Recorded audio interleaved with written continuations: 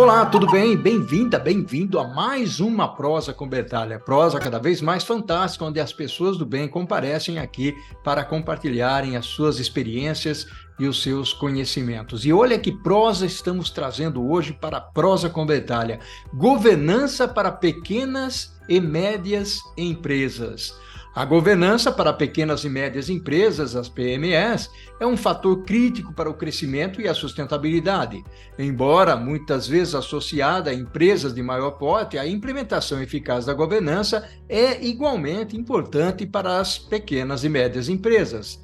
Ela envolve estruturas de tomada de decisão transparentes, definição clara de papéis e responsabilidades e mecanismos de prestação de contas. A governança bem estabelecida pode aprimorar a gestão de riscos, atrair investidores e fortalecer a confiança dos stakeholders. Para as PMEs, isso pode significar a diferença entre sobreviver e prosperar em um ambiente de negócios competitivo.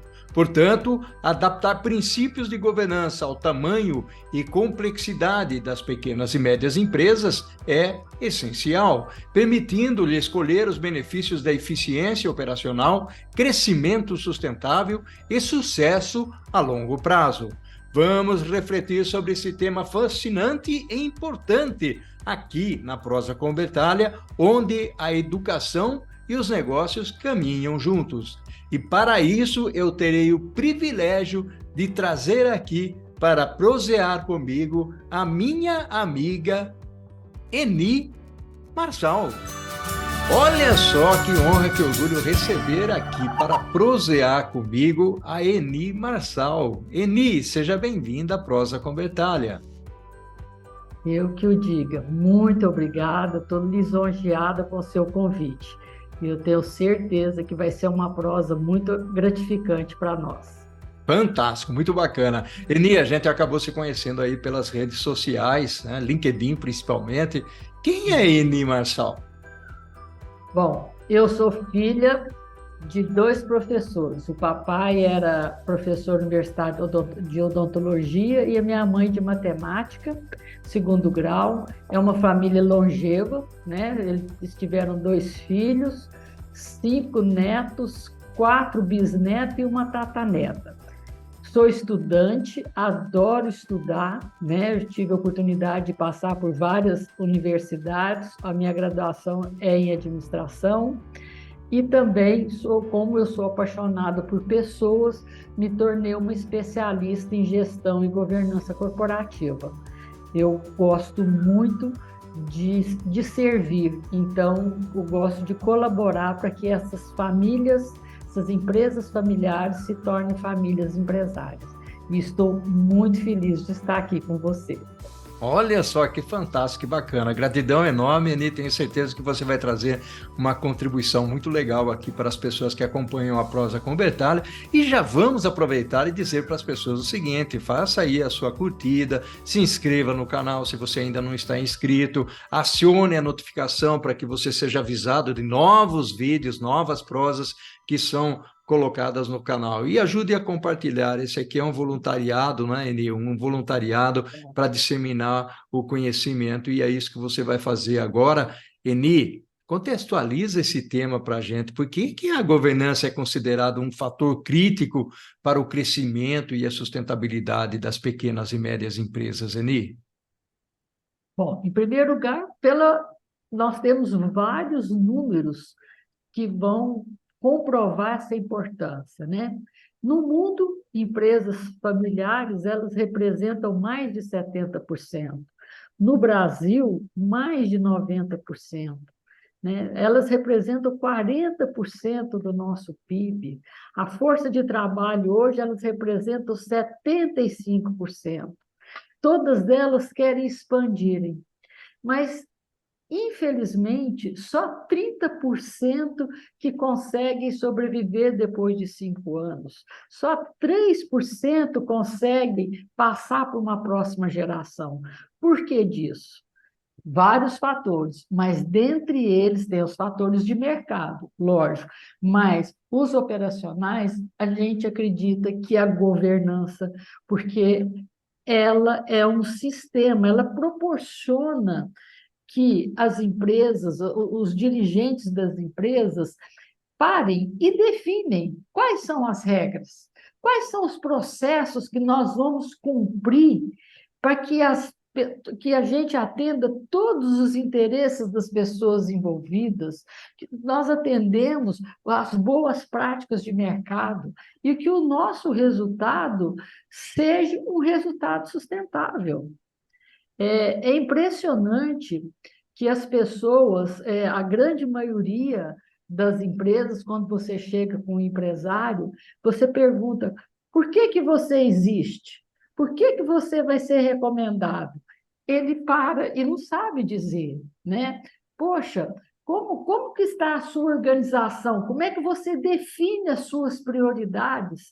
Como é que você tem certeza que aquele processo que está sendo executado, ele está sendo a melhor forma, não está sendo oneroso, não está tendo algum risco de imagem? Aonde você quer chegar? Você delega para as pessoas ou você delarga? Eu costumo falar, né? A Boa, gente tem que gostei. delegar, mas não podemos delargar. Então, a grande maioria manda fazer e não acompanha como foi feito e qual o resultado. Outra coisa que a gente fala também, quando a governança ajuda, é que você sabe quanto que você ganha, mas às vezes você não sabe quanto que você perdeu. E às vezes o que você deixou de ganhar é muito maior do que você está ganhando. Fluxo de caixa. A maioria das empresas tem o espírito de corpo de bombeiro, toda hora apagando incêndio. Né? Então, precisa fazer a governança orienta. Gente, vamos fazer o planejamento, vamos gastar tempo com o quê? Planejamento estratégico, orçamento, processo.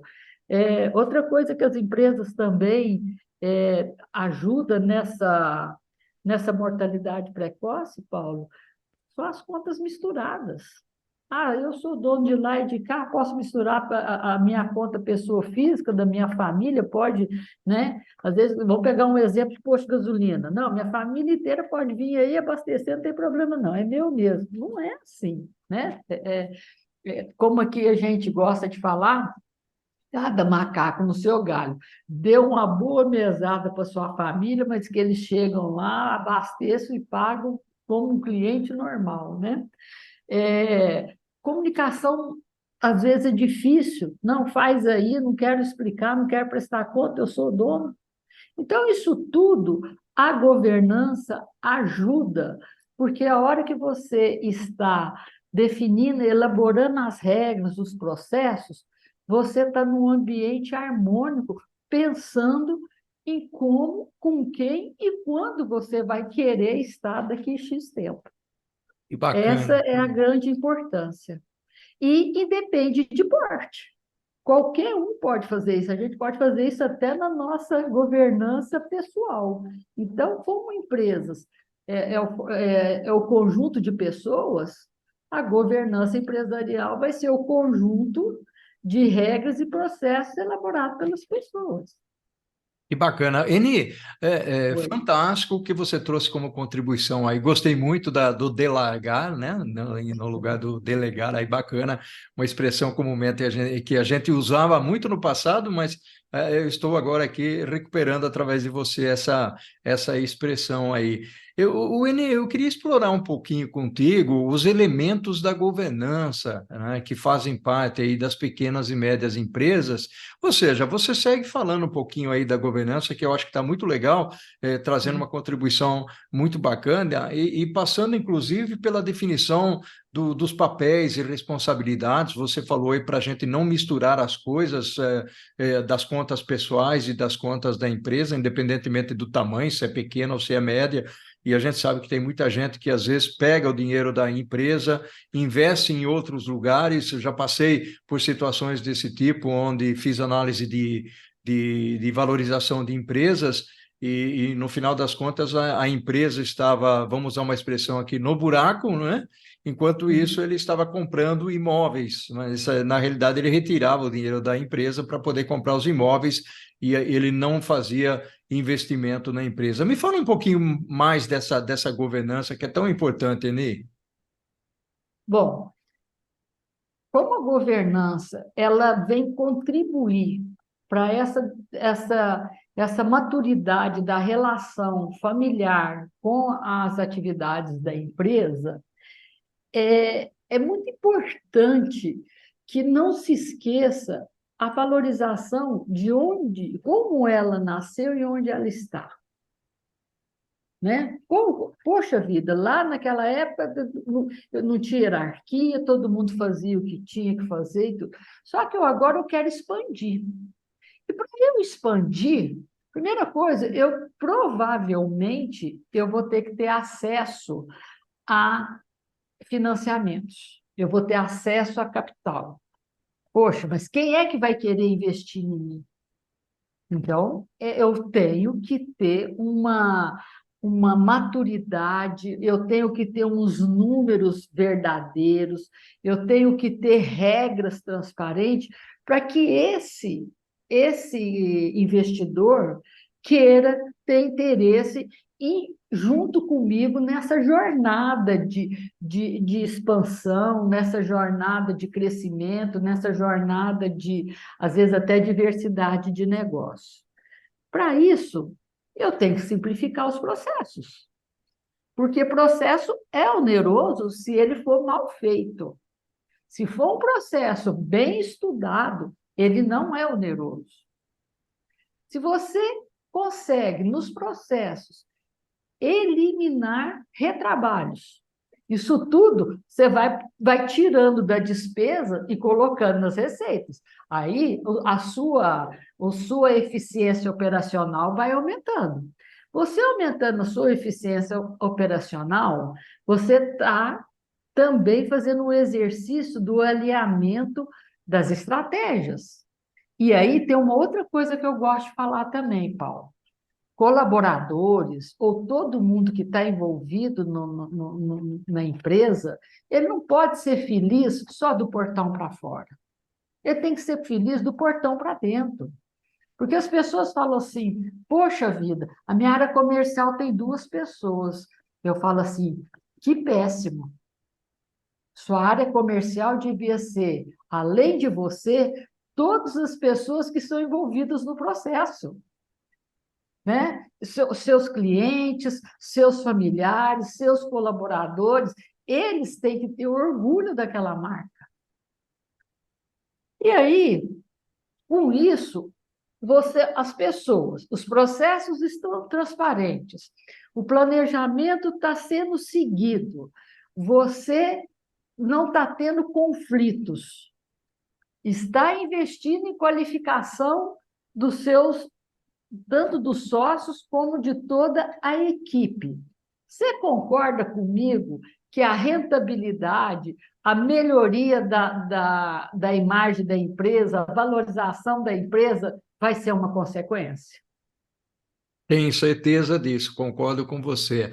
Bacana demais, Enil, o que você trouxe aí para a gente conversar nesse primeiro tempo. Enil, eu vou dizer uma coisa para você. Passou voando o primeiro tempo da nossa prosa aqui. Você não percebeu, mas nós já estamos falando aqui, batendo um papo há mais de 15 minutos.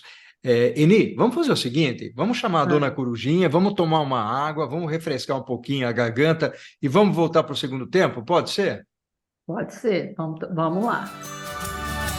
Olha só que prosa fantástica nós estamos tendo aqui com a Eni Marçal, que está trazendo aqui toda a sua bagagem, o seu conhecimento, a sua experiência e falando para a gente sobre governança, principalmente no que toca às PMEs, as pequenas e médias empresas. E eu gostaria de resgatar um ponto agora contigo, Eni, muito mais voltado para a parte de tomada de decisões.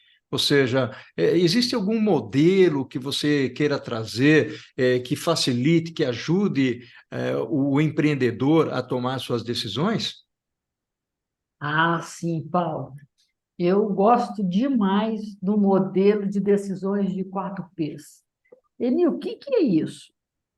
Olha, é um modelo que vai te proporcionar dinamismo, agilidade, né, transparência para todos, vai ajudar que não tenha desarmonia. E o importante, que as coisas continuam alinhadas dentro do propósito, da visão, do código de ética e de conduta da empresa. Então, que modelo é esse? Ele é muito simples, eu adoro ele. Primeiro, o assunto a ser definido está alinhado com o propósito que nós definimos? Está. Então, primeiro P, ele está alinhado com o propósito. Segundo P, potencial. Se não der certo, o que acontece? Mesmo sendo do nosso propósito, mas e se não der certo? Nós vamos em frente? Se acontecer os outros 50%?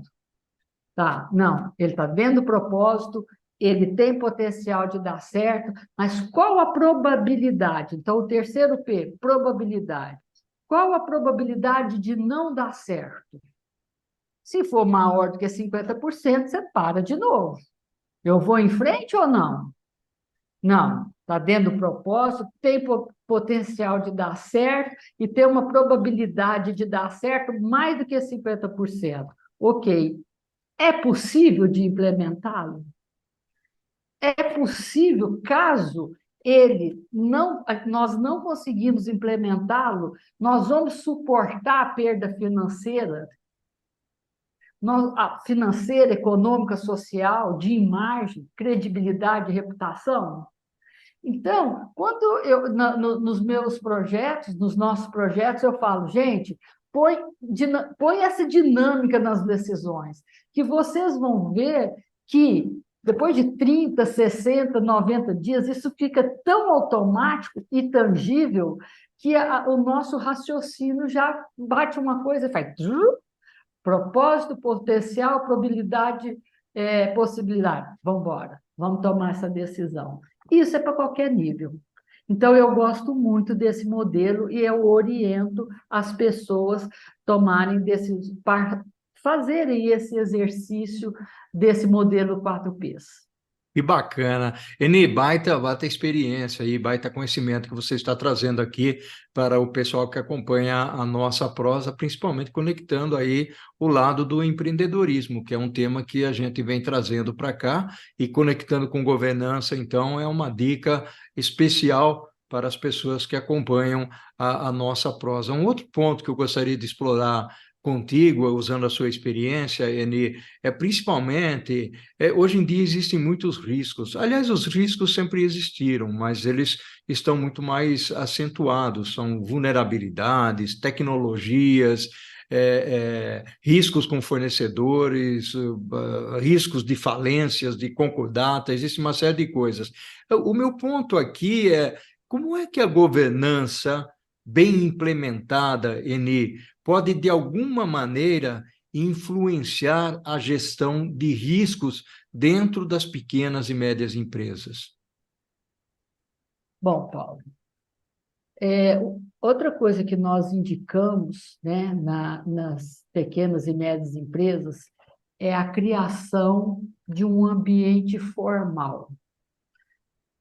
Com a criação desse ambiente formal, que pode ser um conselho, um comitê, onde vai ter o exercício de estar revisando o planejamento estratégico, vai estar analisando as composições das receitas, né, das despesas, a prestação de conta como um todo, esses participantes se tornam guardiões das regras e dos processos. Então, nesse momento, como todo mundo se torna guardiões, todo mundo está voltado para que aquilo, os projetos, as decisões estejam atendendo às boas práticas de mercado, a ética, a conduta, o propósito e as regras já estabelecidas. Então, desta forma, a mitigação de risco se torna uma realidade, porque Bacana. você criou um ambiente maduro, profissional, para analisar os próximos projetos. Que legal. Eni, tem um ponto que eu queria conversar contigo aí, até pela experiência que você tem, existe algo aqui que está me cutucando, né? Ou seja, muitas empresas, elas acabam recebendo investimentos, pessoas que querem, de alguma maneira, botar um dinheiro na organização, ou seja, quando um investidor se sente atraído, né, por um produto, por um serviço, pela organização, isso pode ser extremamente interessante. E aí, como que é o lado da governança? Como é que você enxerga isso? Como é que uma governança sólida ela pode atrair esses investidores para as pequenas e médias empresas, Eni? Bom, primeira coisa que eles vão olhar porque nós temos basicamente três riscos, né? Tem o risco de mercado, o risco de gestão e o risco de sociedade. Então, o investidor sempre vai olhar como é que está composta essa empresa. Se ela tem uma concentração numa pessoa só, né? Para que essa concentração, essa estrutura não é fortalecida, e aí você corre o risco de decisões que não sejam de decisões concentradas, com unilateralidade, você corre o risco de fraude, né? Eles ficam muito atentos para ver as regras, se não tem fraudes, se não tem decisões e benefícios próprios. E, principalmente, isso na questão da sociedade.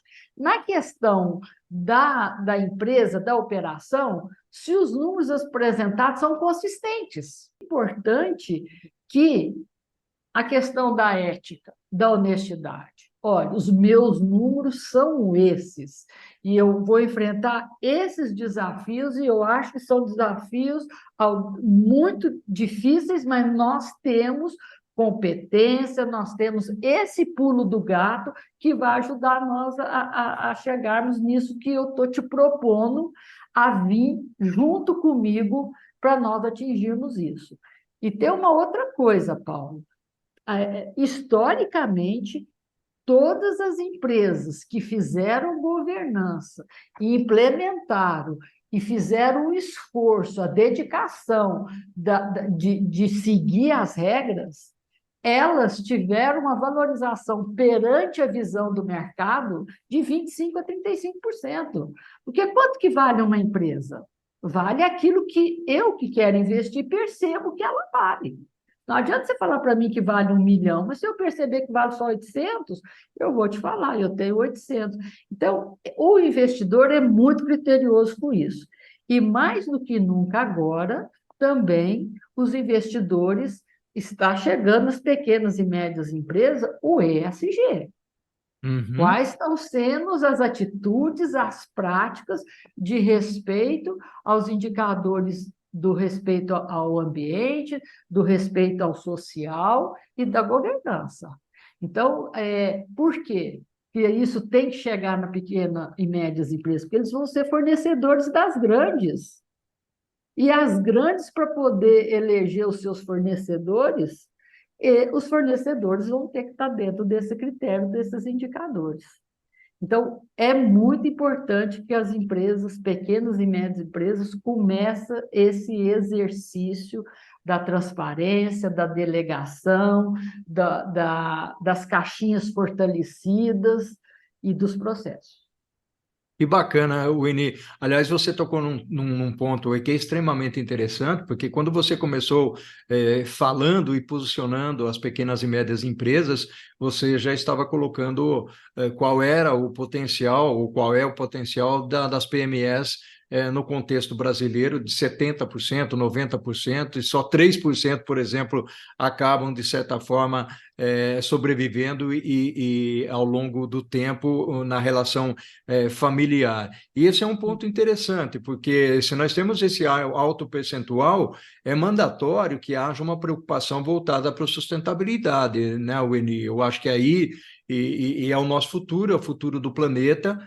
Você falou muito bem aí pelo lado social, pelo lado do meio ambiente. Aliás, ESG, nós estamos com as três letrinhas, né? Que é a governança, que é o nosso tema aqui, é o social, que é algo que nós precisamos trabalhar fortemente no nosso país, e é o meio ambiente, ou seja, é o futuro do nosso planeta. E aí, dentro de uma perspectiva, inclusive, de dicas que você daria para as pequenas e médias empresas, tanto pelo lado da sustentabilidade ou da governança, ou qualquer coisa que você queira acentuar, Eni, o que você diria para as pessoas que estão aqui presentes na prosa convertida? Bom, Paulo, na questão da sustentabilidade, né? Porque a sustentabilidade eu entendo que são atitudes que vão fazer daquele negócio sustentável com resultados positivos. E ESG são os indicadores que as instituições financeiras, os investidores vão olhar para dentro da sua empresa e gerir o risco, né? O seu risco. Então, são coisas diferentes. Mas na questão da sustentabilidade, para mim, são atitudes. Um exemplo recente que eu ouvi, que uma empresa ela tomou 3 atitudes sustentáveis rápidas. Primeiro, ela tirou os lixinhos das mesas. Não existe mais lixinhos nos ambientes, só no banheiro na cozinha, no refeitório. Não tem máquina mais de impressora, então não tem sentido, e os lixos básicos, então tirou os lixinhos.